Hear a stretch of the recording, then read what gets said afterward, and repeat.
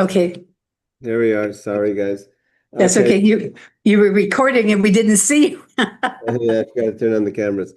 Okay, everyone, let's bring up the page here.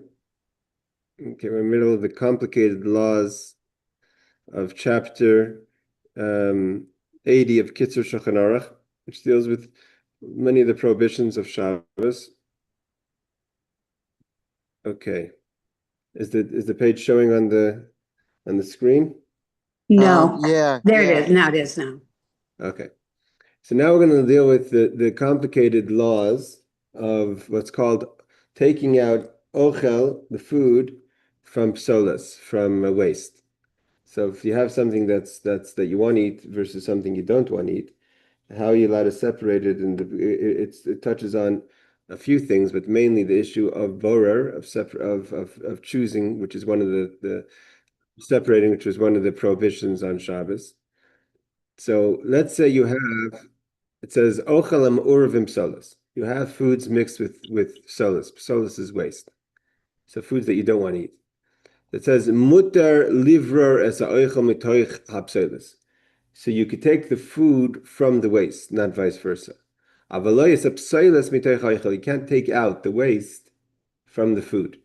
So if there's waste that falls into your food or is mixed with your food, you can't separate the waste from the food. On Shabbos, you could take the food out of the waste. You can't do it like in an organized way with the utensil. Al dafka biyad, only with your hand. So you couldn't take, let's say, a fork and separate it. V'dafka mashu tzarich le'achel miyad, another condition. So we have so far three conditions. First condition is that you can't take the waste out of the food. You have to take the food out of the waste. Number two is you can't use the utensil. You have to use your hand. Number three is only if you're ready to eat right now. So we have the idea of achila miyad, which we've seen over and over again, that things that are permissible on Shabbos, that we may be concerned that shouldn't be permissible, is only allowed if it's miyad, if we do it right away. And here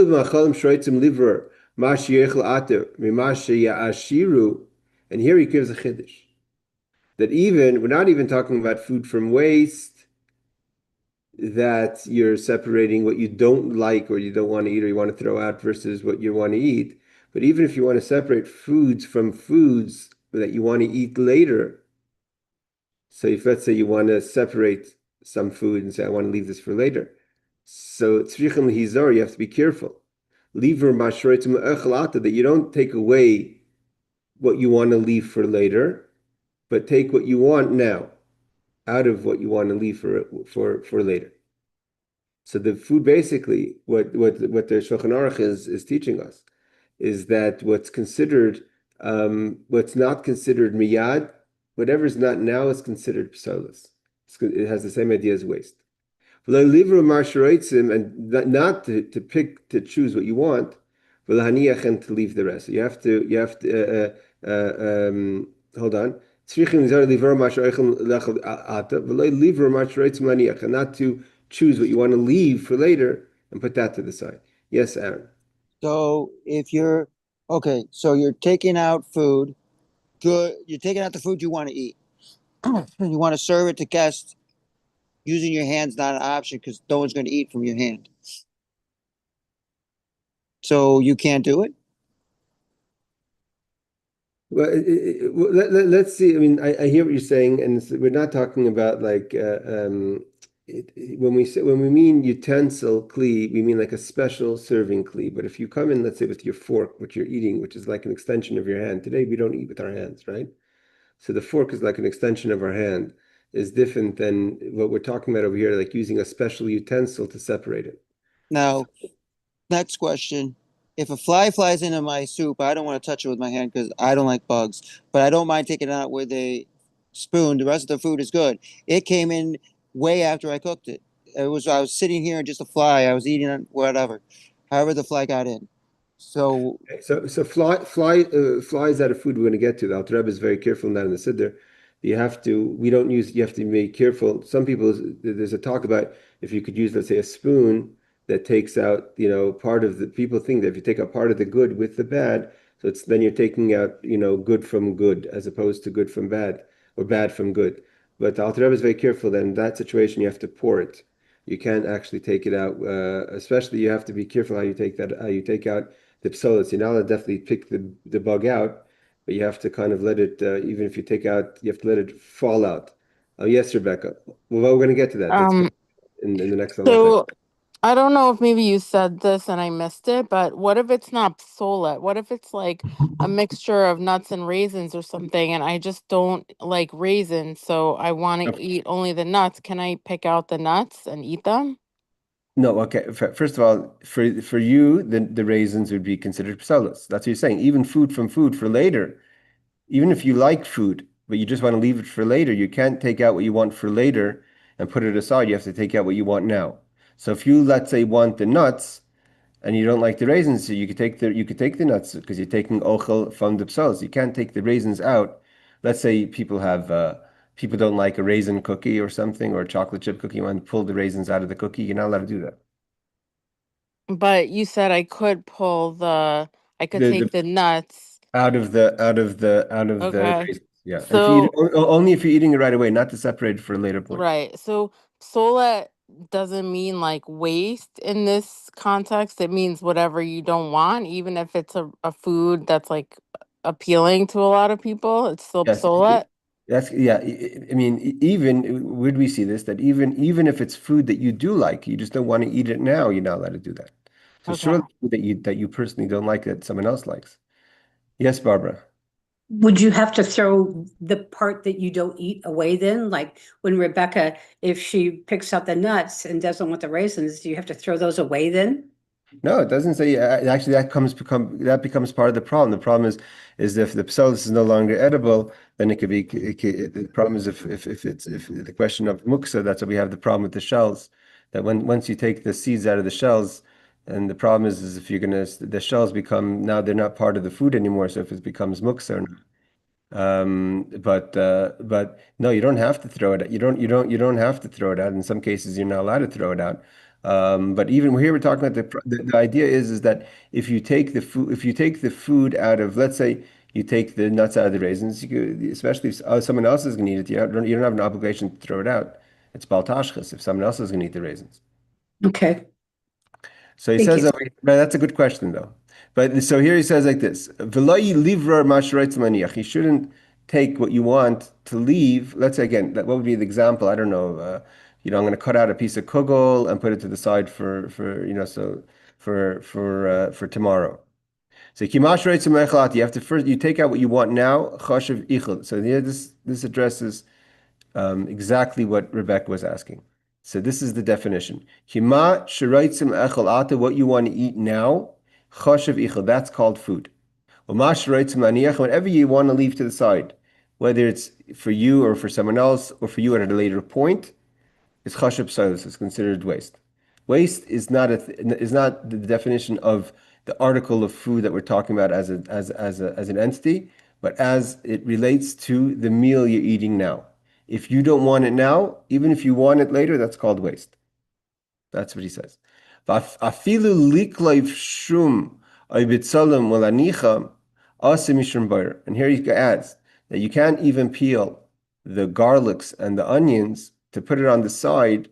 That would be considered bayr. If anichem to put on the side, if you can use them right away, it's obviously different. Hold on, Aaron. Miyad. And again, you could only take off the shells, like we said last week, of what you want to eat now. Now here he comes to another halacha, which is of interesting halacha because it could apply to people in a regular setting at home. So we know that those who are familiar with garlic, with garlic that you want to use. So garlic that is there's the wrap around the entire garlic with all the little pieces, and then the pieces individually have so to say have klipa, have shell, have a peel that are taken off on the individual cube of garlic.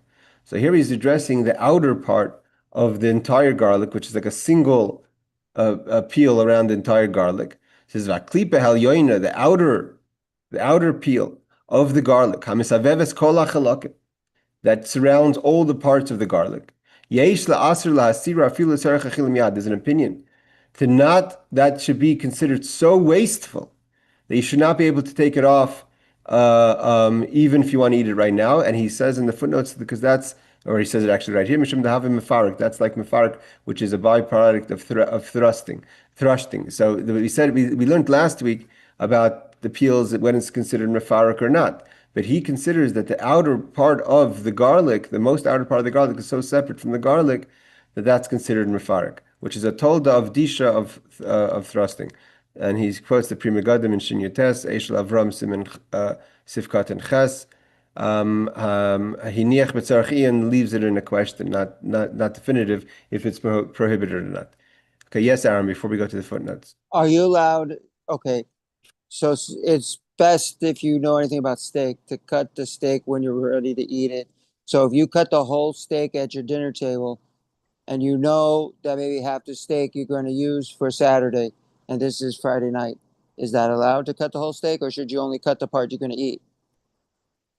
But see, here you're not really. We'll get into cutting in a second, because cutting, it depends. It depends on obviously how you're cutting. If you're dicing, because there's difference in grinding, and there's different halachas. Just cutting meat in itself is not a prohibition. But if in general we don't prepare for one day for the next day. So if you're able to leave to cut it the next day, it's better. But if the only way to cut the steak now is to cut the whole thing, is different. So if the only way to eat the steak now is to cut it entirely, although you know that part of it's going to be eaten later, that's okay, because you don't know. Maybe you're going to eat more if you're still hungry. Thank you. Rebecca.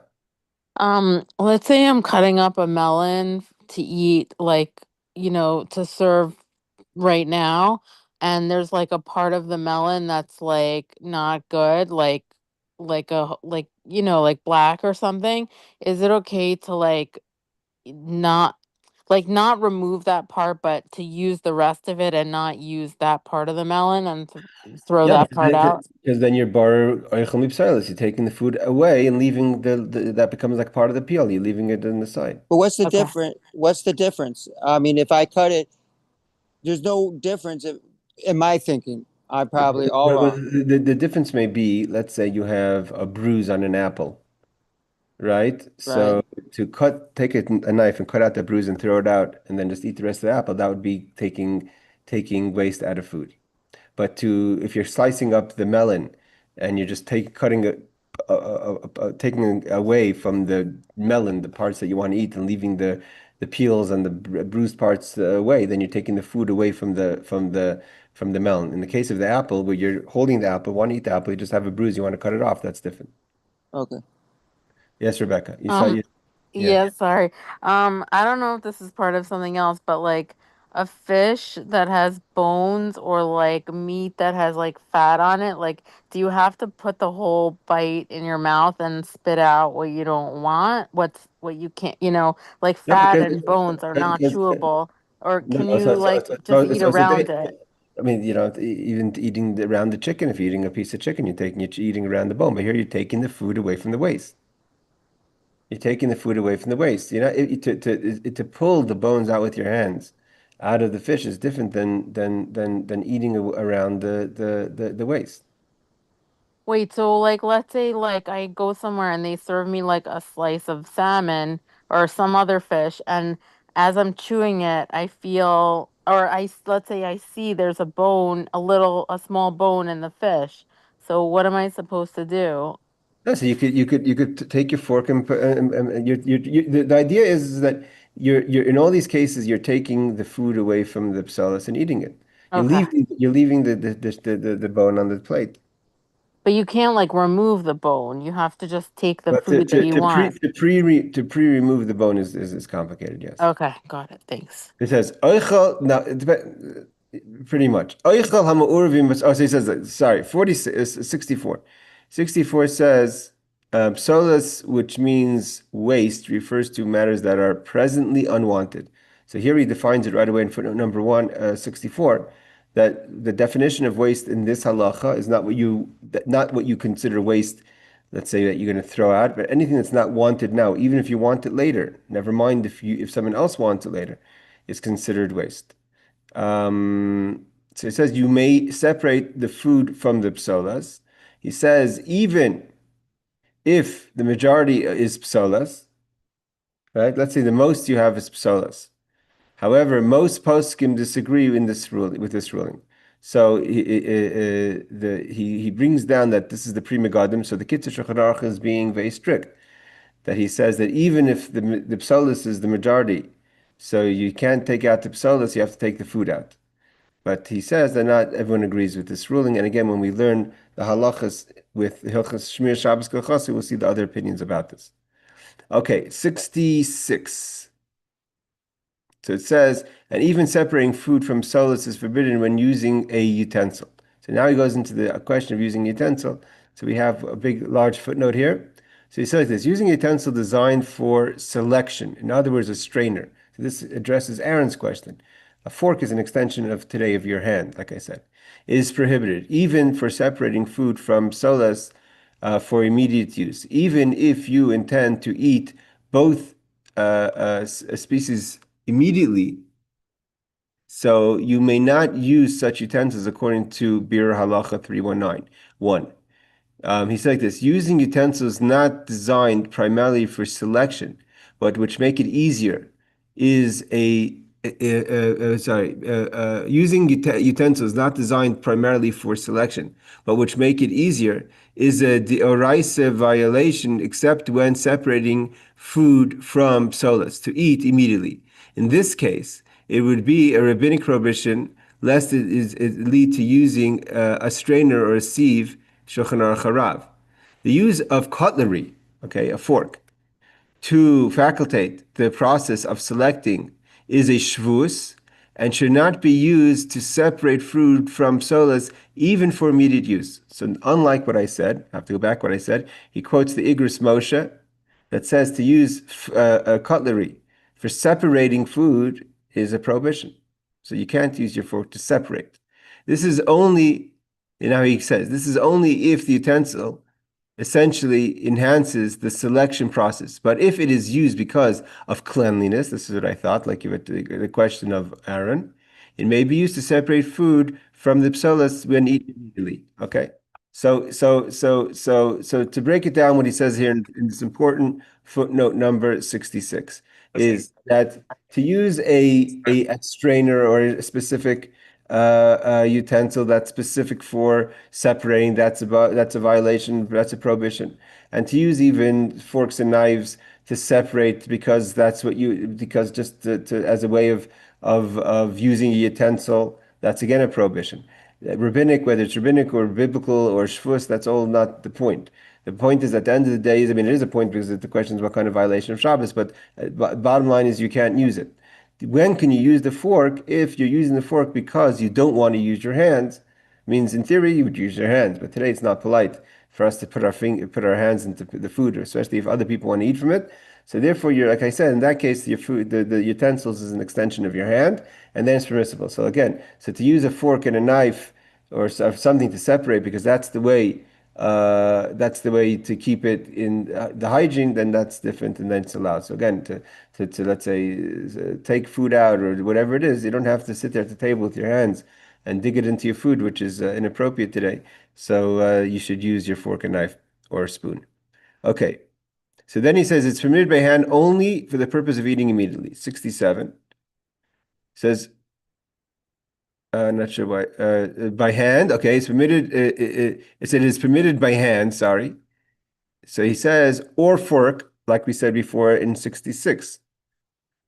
If they do not, in essence, facilitate the selection process, Igros Moshe 124, you may hand select the food from psolas to eat immediately because this is considered the normal way of eating and is not considered a malacha of the malacha of borer selecting. Borer means selecting. The classic case of borer is when one selects or separates something for a later usage and does so with a helpful utensil or removes psolas from food. So here the definition he says is if it's being done for a later time or you're using a special utensil, that's all prohibited. But again, to use a fork as an extension of your hand, that's not a problem if you're eating it immediately. Then it's not considered selection. Okay. And for eating it immediately, says 68. Okay, we have a lot of footnotes on this law. It says immediately in this case have various definitions. Okay, that's the question. The questions we've asked last week as well. What is the definition of immediately? Aaron was asking about if you cut a fruit for a child and the child doesn't right away go and eat the apple, is that considered immediately? So he says this. Immediately in this case has various definitions. Some say it means for the following meal of that day. Anytime you're ready for the next meal coming, even if it's many hours later. That's the Beis Yosef according to the Bach. Others say that no. Others say no more than 1 hour before the meal. It means you can't prepare more than an hour before the meal. And that's quoted by the Meiri Mesechtes Beitza.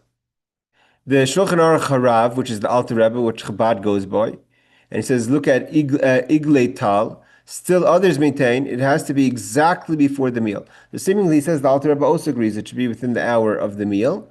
Others say it has to be mamish before the meal.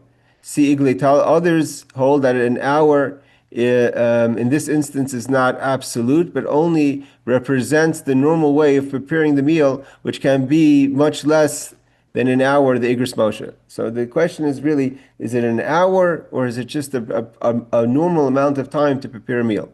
Extreme care should be taken to avoid this unclear situation, since it's a suffix of a deraisa violation, a biblical violation. So here he says, because there's different opinions, and there's some opinions say that's an hour, some people say even less than an hour, some people say it's the next meal. So because it's a deraisa violation, basically, make sure to try to, the best you can, to prepare the food in a normal way before the meal, as opposed to just getting things done and going to take a nap. You know, if I could do it before my nap, after my nap, maybe take your nap first and then wake up and get ready for the meal, as opposed to getting ready for the meal and then taking your nap. However, it says like this: if it's impossible to eat without separating the psolas from the food, this is now addressing Rebecca's question. What about the bones of the fish, right? Bony fish for the very young or old, which it could be a health issue. It says they may remove the psolas from the food and eat it immediately from hand to mouth. Initially, however, you should try to remove the bones while leaving some of the flesh on it. So this is like we said before, that if you leave a little of the flesh on it, so it's food from food, not food psolas, waste from food. This is the only way you eat, and also this is the only way you eat it without violating the melacha of boirer. See Mishnah Brewer 32184 Pri Megadim. This is probably permitted only if you are feeding yourself. But if you are feeding someone else, you may not be allowed to remove the psolas from the food and put it into his mouth. So here he gives, again, obviously, it all depends on what level of the person's ability to eat. If a person's not able to eat and is being fed, a young child can't take the bones out themselves. So you have to use caution in these situations. Best is, of course, some people will put the fish in their mouth and take it out with their hands, but again, if that's not polite, so you have to take a little of the fish out, a little of the flesh as well. Then you're not just taking the waste from the food, but some food from the food as well. But these are all in extreme situations. If there's ways to do it, obviously, without having to take the waste out of the food, that's one of the reasons why, by the way, that's where gefilte fish comes from. I don't know if anyone knows the reason of gefilte fish. One of the reasons gefilte fish came into being, which is a Jewish food, obviously. You're not going to find gefilte fish. Maybe people like gefilte fish, but you're not going to find gefilte fish as a non-Jewish food, is because of the issues of the bones. Yes, Aaron. Okay. So if I have a piece of chicken and I peel all the chicken off the bone and then I eat it right away at that meal, or which is permitted, or I have to peel a piece off, eat it, peel a piece off and eat it. Because if I peel all the meat off at once, if my mind is saying I'm peeling what I want to eat, but my mind could also say I'm getting rid of the bone. So sometimes I'm thinking it has to do with your thought process as well. Okay, but also, that's true. But first of all, everything has to be done right away when you're eating. Anyone who gets served a piece of a thigh or even a breast of chicken, and you have it on your plate, most people are eating the meat of the chicken around the bone. No one is cutting through the bone and putting it in your mouth, right? So that's how you eat chicken, is you're taking, so then you're taking the food away from the psolas. But to prepare it as a dish, then it goes into the question of preparing food for that has to be done right before, a question an hour before or right before the meal, So you're allowed to do it. as long as you're preparing it to eat right now. I got that part. Yeah. So here, let's go for footnote number 69 is on what issue here? 69 is talking about, yeah, food from food for later. So he says, according to the Mishnah Brura, Rambam's view is that doing so constitutes a definition, a definite violation of borer. So taking food away from other food for a later point is also borer, which means separation. Okay, 71 is we're talking about you're permitted to peel only what you need for eating, which was talking about the taking off the peels of the garlic. So like this, even though you are separating the psolas from the food, which is prohibited, even if done for an immediate meal, since there is no other way to remove it from the peel, like if the peel is covering like we said before, if the peel of the garlic is covering the cube of the garlic, you have to take the peel off. So there's no other way to remove it from the peel. This is the way it is eaten and is not considered bar. That's not considered selecting, because selecting is only like you're making a choice. There's no choice here. That's how you eat garlic. So therefore you can only do for what you need right now, he says in footnote number 72. The Magen Avram considers apples in the same category as garlic or onion, and so does the Mishnah Brura, meaning to take the peel of an apple off an apple, if is the same as garlic, which he says basically can only be taken off, even if you can use a peeler for sure. But even if you don't use a peeler, if you use a knife, it can only be taken off if you're eating it right away. Okay. Number 73 is talking about the peel of garlic, the outer peel of garlic. So here he says like this. Hold on. Yeah. Hold on. That mefarek, even for immediate use, is prohibited. So mefarek. So the case of the peel on the individual is not so much mefarek like the case of the outer peel, which is mamish, totally nothing to do with the garlic itself. Means because you could peel the garlic before Shabbos, but here the take off the outer shell. But to take off the inner shell, that's something you have to keep the garlic fresh. So therefore, you're that's the only way to eat it. Yes, Aaron. Garlic and onions, you can't eat the peel, but an apple you can. So why do they put it in the same category? I was thinking the same thing. Maybe I mean, who does he quote over here? Maybe those days he quotes the Mishnah Brura that the Mishnah Brura lived only before the war in the 20s. I have to look inside and see why. I think what he means to say is that the peel of the apple is the same idea, like it's the only way to get to, if you want to get to the apple without the peel, in theory, right? You could only get to the apple without the peel. It's very attached. There's no way to get to it. So therefore, it's considered you're allowed to do it with only if you eat it right away. It's not considered ochel mi ochel. It's psolas. But that some people eat the peel today. People eat the peel of the apple. I have to check on that. Tastes good, the peel, and it has all the Well, vitamins. maybe some But an people. apple, but an onion and a garlic, you can't Yeah, even eat the peel. No one does. no one does. I mean, you can, but it's not what It humans. tastes bad. Yeah. Okay. Um, because this is considered mefarik. Mefarik, he says, the melacha of dash, thrusting, is done with a utensil. When extracted from the psolas is done by hand, it's mefarik. So if you're taking the psolas by hand, that's mefarik, separation. And he considers that the outer peel of the garlic is different. It's not really ochel from ochel. It's not like it's so separate from the garlic. It's like a total, so it's not considered ochel from ochel at all, and therefore it's considered total waste, and therefore it's mefarik. It's prohibited according to some opinions to take off the outer wrap of the garlic from the garlic. So it means that's the one that surrounds the entire garlic. But if you take off that before Shabbos and then you take off the individual peel of the piece, that's permitted in the event that you eat it right away. Okay, ready to move forward? Any other questions on this law? Okay, let's go to the next one. Now, this idea of separating things, he says, is afilu b'midi delav bar achila. Even if something that's not food related, Shaykh Isir Bereir is also the idea of choosing. Kigoin, Bekalim, Bekiyotzbem, the Mashu writes Lishtamish Bayata, Havik May Eichel, Bashark May Pselis. Separating anything. So how you separate, if you want to take one thing from the next, don't take away the psolas, the waste, which it's not, again, waste is not defined by throwing in the garbage. Waste is defined by something you don't want now. Something you don't want now should not be taken away from something you want now. Rather, take what you want now from the pile. So, for instance, let's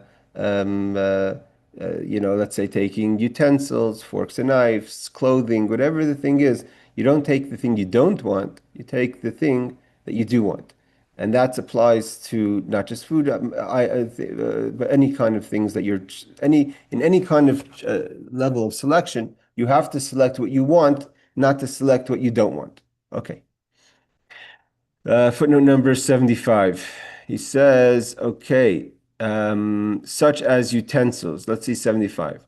Most poskim, and he quotes the Chai Adam, the Mishnah Berurah, the Aruch HaShulchan, agree, hold on.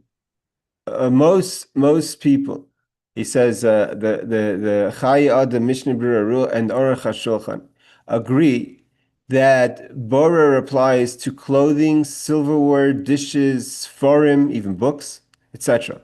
If you do not know which item to take, you should take you should take whatever comes to hand and walk with it a little, and then see if it is what you want. If it's not, you can take another until you find the one you want. So it means if you, let's say you can't, it's hard for you to tell if you want this or not. So you basically take it and walk a bit. So when you walk a bit, it's kind of you used it a bit, and then you see, oh, I don't want this. You go back and take something else. So he says, and you could do that over and over again. It's obviously a chore. So he says, if not, you can take another one until you find the one you want. It should not be done in a way that looks as though you are selecting. So by walking away, it's kind of avoiding the concept of selecting one from the next. Okay.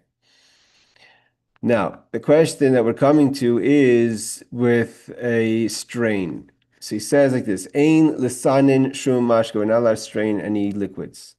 Kiesh bezeh kami chiluki dinim, it touches on various different prohibitions of Shabbos. Aval, muter lishtais ayidei mapa, v'le shaykh boirer ele b'misakin in yanim kaidem achila oishtia. He says, but you are allowed to drink with right into your mouth with a cloth, because boirer selecting is only when you're fixing something before you eat it. But here, even if you're eating it right away, but you're fixing it before you eat. Here, it's as it's being poured. He's not holding up the waste. Over here, you're only stopping that the waste shouldn't go into your mouth, but you're not selecting in any way the waste from the food. But to put a cloth over water and drink through the cloth as a filter. Some hold that touches on another law, not the law of selecting, but the law of washing, because water is used to wash means to clean. And your kibbutz is one of the things you're not allowed to do. We're talking about a clothing wash on Shabbos. So by putting a cloth on a cup of water or a pitcher, and pouring it into your mouth right away. So to put a cloth on a pitcher and pour it into a cup is a problem.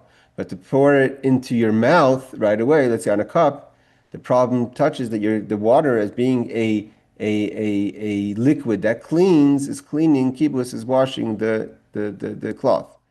Hold on. This is he says his ruling is that one could be lenient in a situation where you have nothing to drink and the water is not clean, and the only way to drink the water that's going to be in a way that's clean is to use a cloth over the cup as a filter. So then it's permissible. He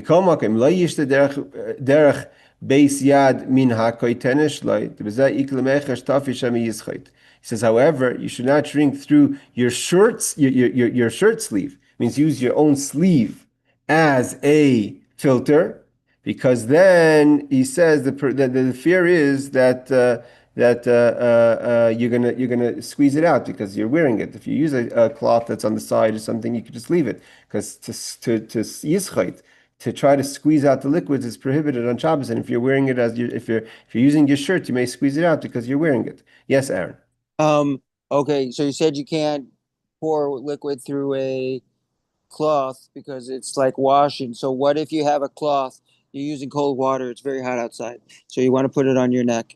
Are you allowed to do that? That's definitely a problem because of squeezing. Yeah, that's no that we're Say gonna you get to won't that. squeeze it. That's very hard not to squeeze it. To make to take a towel and soak it into water.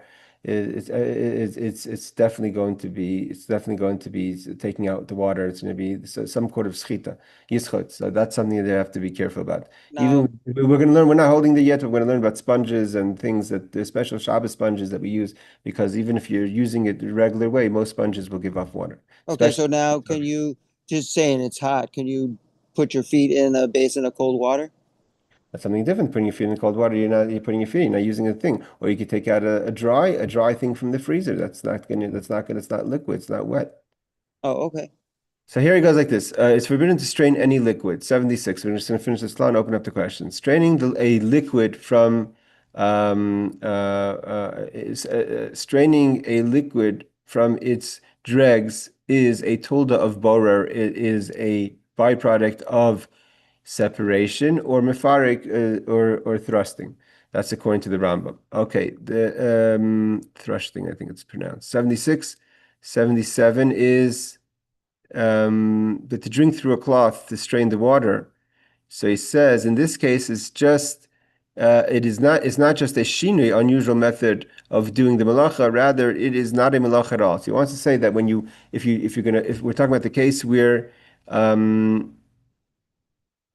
but in the case of drinking through a cloth, you are merely preventing the pseudus from entering your mouth, and therefore it's not just that you're doing something a little different, like we're going to learn that in Shabbos, doing something shinoi. For instance, if to ground something, so you can never use the utensil, but if you use a shinoi, it's different. This is not about being a shinoi, it's just it's not considered borer, because you're literally just pouring the liquids into your mouth, and it happens to be that whatever shouldn't go into your mouth doesn't go in. Okay. Nevertheless, drinking water through a cloth is prohibited by some poskim if it's water, and that's because it's considered washing. This is a tulda. This is of malbim of turning white, of whitening something is washing. You're turning it from dirty to white. Okay. But in case of urgent situation and you have no clean water, it's allowed. But since your intention is not to wash the cloth, that's not your kavana, right? By drinking through it, most poskim also hold that soaking is not like washing if the cloth is not dirty. Okay, soaking. So here that's kind of, we'll get to that, but that may be Aaron's question of soaking a cloth in water. But here it's not a way of washing, but that's the question of washing. But you have to but when taking it and pressing it against your body, that's a question of schita. You can end up inevitably squeezing out the liquids.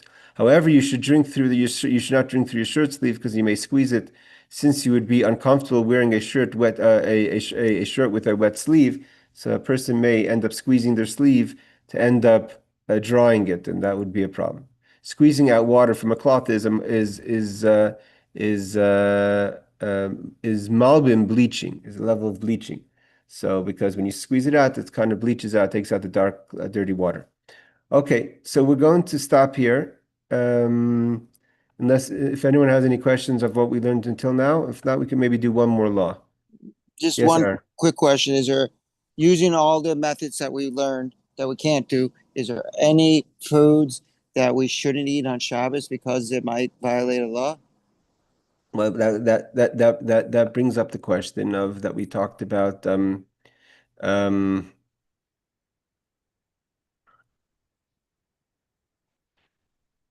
that brings up the question of some people, the Chabad, but for instance, we don't eat the nuts. We don't eat nut seeded because it's even though it's food from food, but because of the problem that we may end up touching the shells and they become muksa. So in Chabad, we don't eat seeds.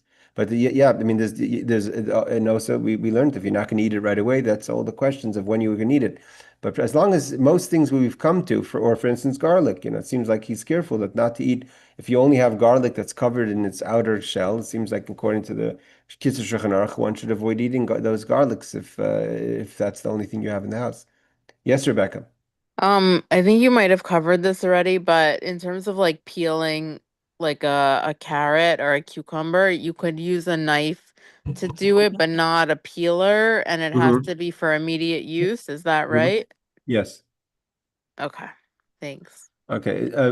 Z, you asked about what about a water filter like a Brita? The problem of the water filter is how you filter the water. When we talked about using a cloth, first of all, we have the question of using a cloth on water. Those who say you're not allowed to do it because it's considered malvim, it's considered bleaching when it comes to water. But let's say if in a situation where you're allowed to use it, the only time you're allowed to use it is when that the liquid goes directly into your mouth. Using a filter that's filtering in order to have clean water, even in, let's say, a pitcher. That's if you have a filter on a pitcher and you pour it into a cup, is different than if you have a filter on the cup and pouring it into your mouth. Yes, Aaron.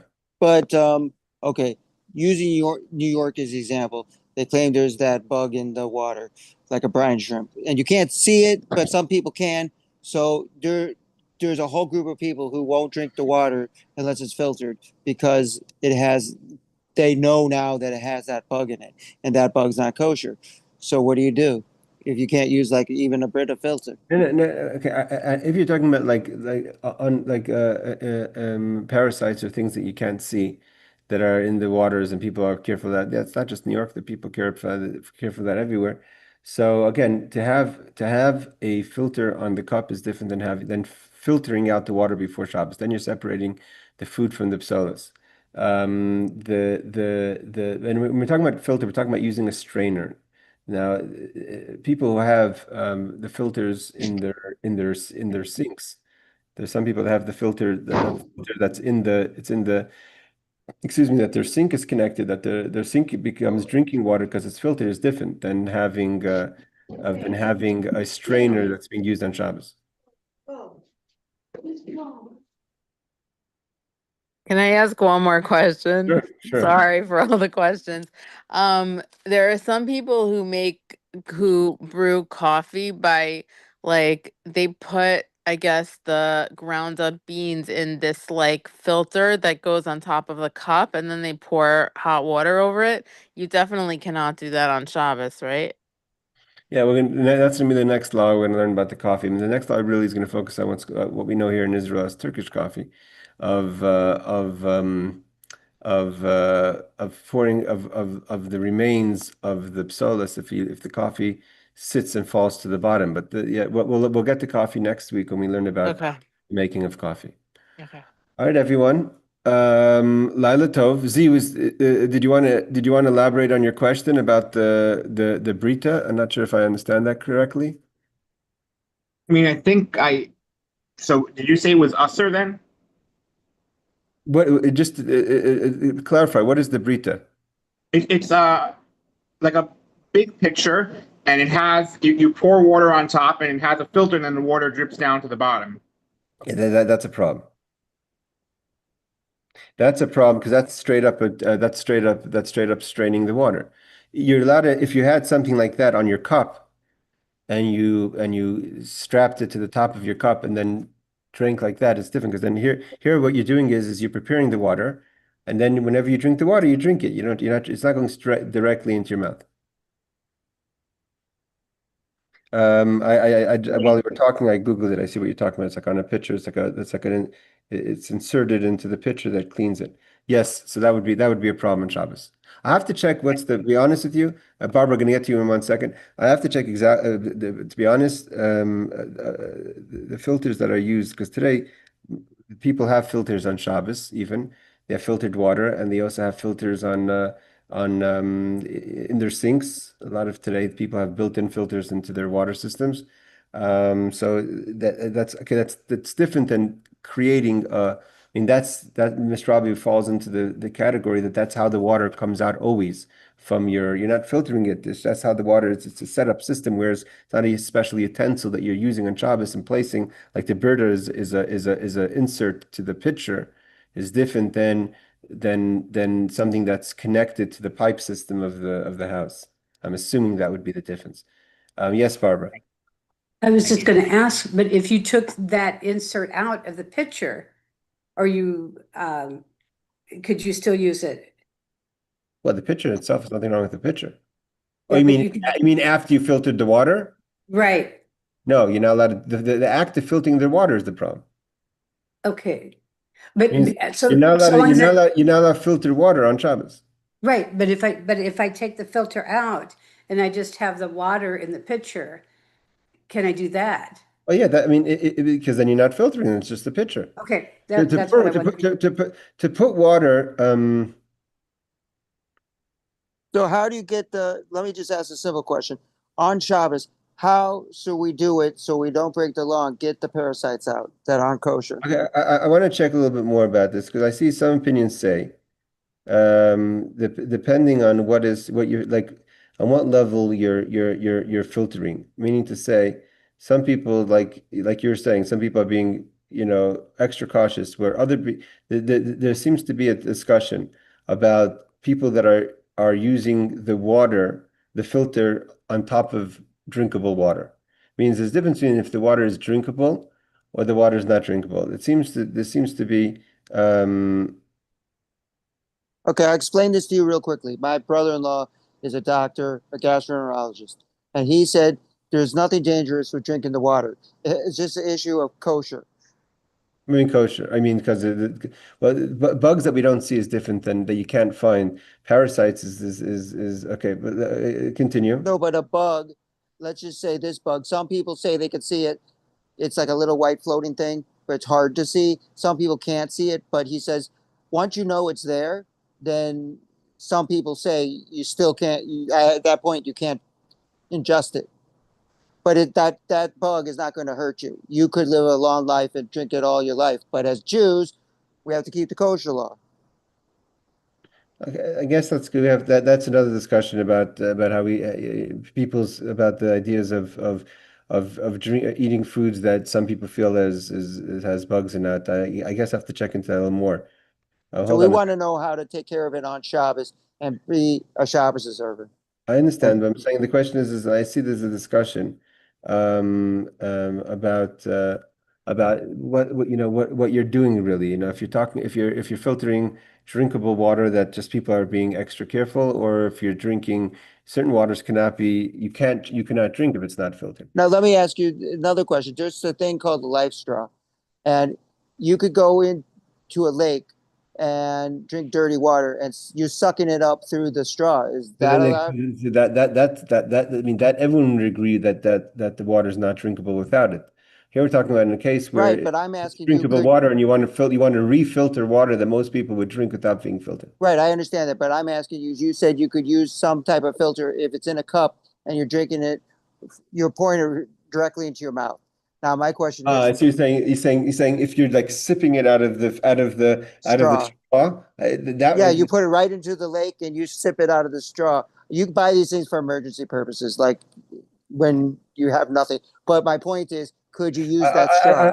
I have to check on that because that is not when he says you're permissible to do it, he doesn't say about using a utensil. He says about using a cloth. He says ein l'sanin shum mashke ki yesh b'eh chilukei dinim. You can't strain any water. But he says mutar lishtos adei mapa using a cloth is different. So I'm not sure if that's considered a utensil that's prohibited, or if it's considered just a fancy mappa, a fancy cloth. If you understand what I'm saying. Yeah, I understand what you're saying, but we don't have the answer. You said you'd No, look it no, up. no, I have to check it up. Yeah. It's called a life straw. A live stream. I think I've seen it somewhere on YouTube. Someone using it that you could drink out They of. made it on Shark Tank. So they invented it, and they were giving it to countries that have really bad water, but people keep it in their emergency kits all over the world. Let's pick up next week on the question of the filtered water because I want to check into it a little more deeply. Thank you so much.